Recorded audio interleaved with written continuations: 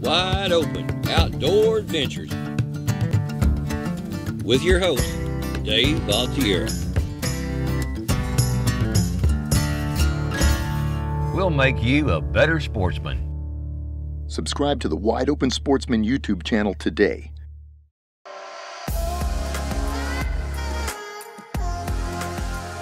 Do you want to be a better angler? On this episode of Wide Open Outdoor Adventures, we're fly fishing the Green River in Wyoming.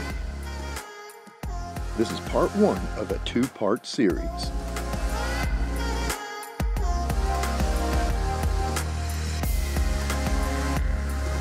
Wyoming has a lot to offer. It's an amazing place.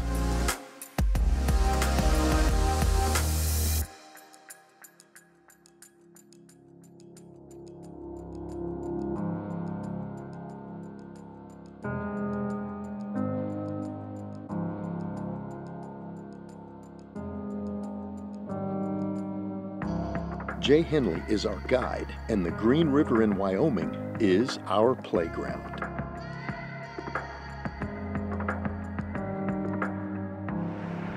I've got an interesting thing to show you here today.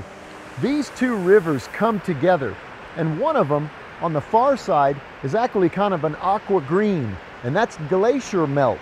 So that's very clear, very cold water. The water that's closer to us is brown. That's actually snow melt. So that's snow melting up in the mountains, collecting dirt and bringing it downstream. So these are two completely different melted water setups, but they're really, really beautiful. And you can fish them too. Fish will work right inside that transition of color change. Knowledge is power on the water. You know, Jay, I see a lot of pronghorn antelope here in Wyoming. Let me ask you, what's the food quality? I know a lot of people like to hunt them. Dave, the pronghorn, you know, I am a bow hunter myself. Pronghorn, they eat a lot of sagebrush. Got a kind of a weird taste, you know. I think most people kind of take them and put it into breakfast sausage. It's got a weird little spice to it. They are also very difficult to hunt, being that they're the second fastest land animal in the world, behind a cheetah. They can run up to 70 miles an hour. They can see for almost 5 miles. So it's a very difficult hunt with an antelope on a bow. You know, Dave, going right along with that sagebrushiness of Wyoming, there's a fishing game rumor that says there's more pronghorn in this state than people. I'm just saying. Just saying. It's true.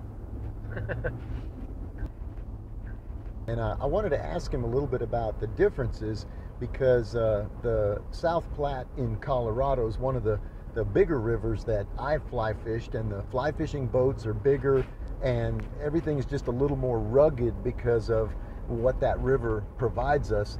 And I'm going to ask Jay right now to tell us a little bit about the Green River and how they compare.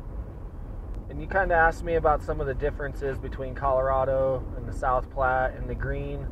The main difference in the Green where we fished is it's a freestone river, which means there's no dam that holds it up and controls the flows.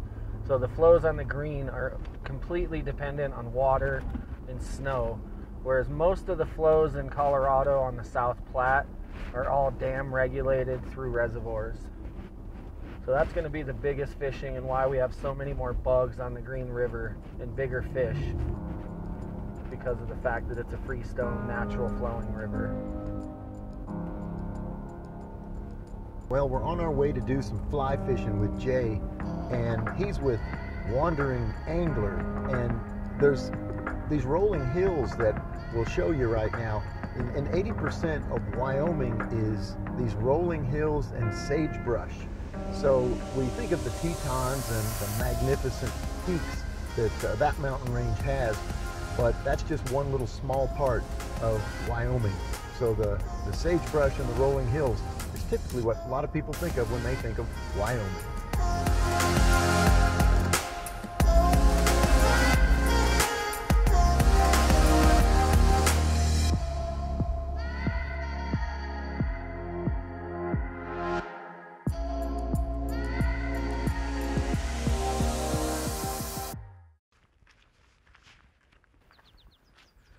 Man, I tell you what, dude, I'm totally stoked. The conditions are perfect. Let's meet Jay. Hey Dave, how you doing today? I'm doing great, man. We are in perfect conditions. Wandering Angler is Jay's guide service, and we're gonna get on the water. What's the plan? Oh, the plan today, catch big brown trout. We're here in beautiful Pinedale, Wyoming, the Green River. We've got no other boats around. It's gonna be insane. Really excited. We're gonna fly fish out of this Crank-A-Craft boat right here, and Fred's gonna be in the back in the standing position. Jay's gonna be working the oars, putting me in the spot, and hopefully I can make some good casts, pull in some big fish. You ready? I am so ready. Let's do it, buddy. Let's do it. And now we're gonna just back right into this little slow section here. Okay. And we're just gonna talk a little bit about what we're looking for. Get that mending right. I want to tie just one different fly on there. And then, yeah, we're gonna do it. Start doing it. Well, Jay and I just pulled the boat off to the side in this little eddy right here where we can have a little clinic. And the first thing in my mind when you're doing any kind of hunting or any kind of fishing is where are the animals or the fish going to be located? So, Jay, where are we going to target these fish? Well, Dave, we've got a lot of snow melt that just brought a lot of water down. So these fish are living in these slow water areas here, kind of tucked in behind some of the structure that might be in this river here and some of these slow water. They don't want to be in the fast water. It's too much energy. So we're going to target the slow water eddies and the slow water banks, and that's where these fish have been living lately. Well, the reports from Jay from just the last few days are big fish. So it's all about knowing where they are. So the next thing we're going to talk about is how to put the bait in the right place. All right, Dave. Well, you are correct. In every type of water scenario, you're going to have to find where the fish are, and you're going to have to realize and fish it a different way. Every river fishes a little bit different.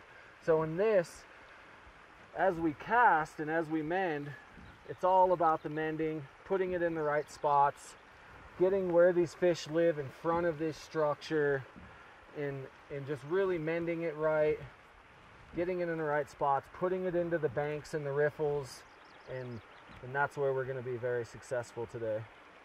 Well, and I also see some darker zones in the water, so those, I think you told me earlier, we'll find sagebrush. So as the water comes down from snowmelt, as you can see, as I said before, it brings in trees, brings in lots of bushes.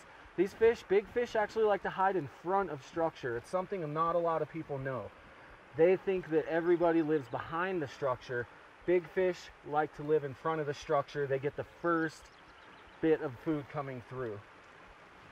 Well, at the end of the day, like I always say on Wide Open Outdoor Adventures, knowledge is power. So we're going to put it in action, hopefully catch some great fish today. Stay right where you're at. Let's have some fun. All right, Dave, so as we're floating this, we're going to be drifting these flies on the bottom of the water. They're going to be bouncing. As we go, you're going to hit snags, a lot of grass. Lift it up strong, get it out of the way. 8 out of 10 times, it's going to be grass. Those 2 times are going to be big fish. So the more we set the hook, the higher your odds of catching a fish. Now, one big thing, if you set the hook and it doesn't go anywhere, you grab the line, you point and you pull, so we don't break the rods. 8 out of 10, that's my numbers. I live by it. 2 out of 10 are going to be big fish. The more you set the hook, the better your average and odds. Set the hook all the time. Bam. Wide open. Let's do it. All right, Dave, so we're going to start off today. I tied this guy here. It's a nice little San Juan worm into a caddis pupa. As we'll see here in the next couple hours, we'll see lots of these caddises start to come up. Our goal, hopefully, we'll switch from this and start hitting some dry flies as they start cracking.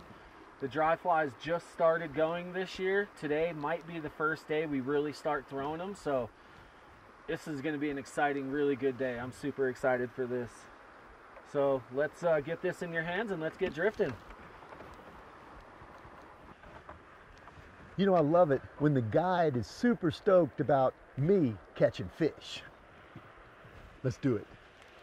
That's what we're looking for. These nice, slow, long drifts. The more it's in the water, the more these big fish are just gonna whammy. I'm ready, man. Amend that back a little bit again. There you go. And you can see how deep that is, whereas that's not even touching the ground technically.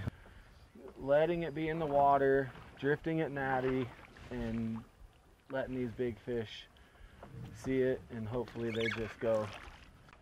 So we're just gonna this is where we'll just, there's another good bank up here to the right. And yeah, it is a little fast. yeah, it goes through spots where it's nice and slow, then it'll get a little fast, and then it'll get a little slow. And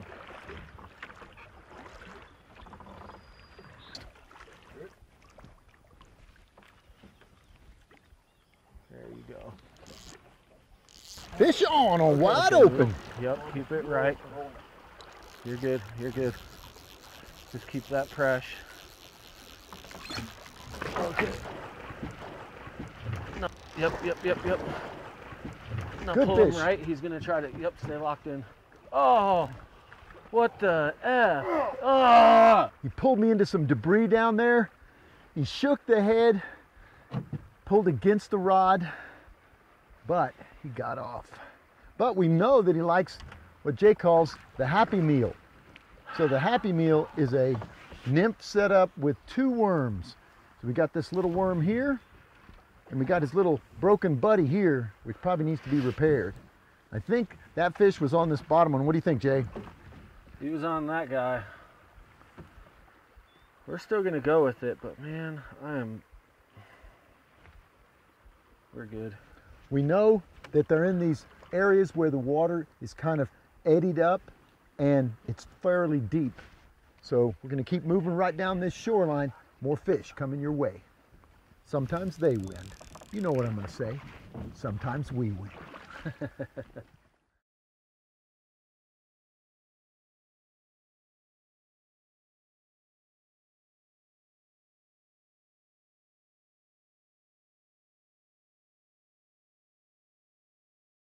Special thanks to our amazing sponsors. We couldn't do what we do without them.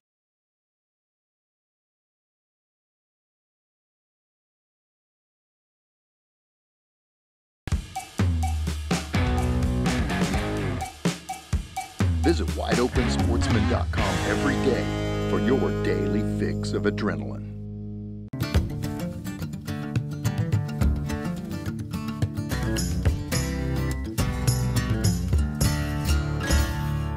Just get out there. You know, it's always wide open.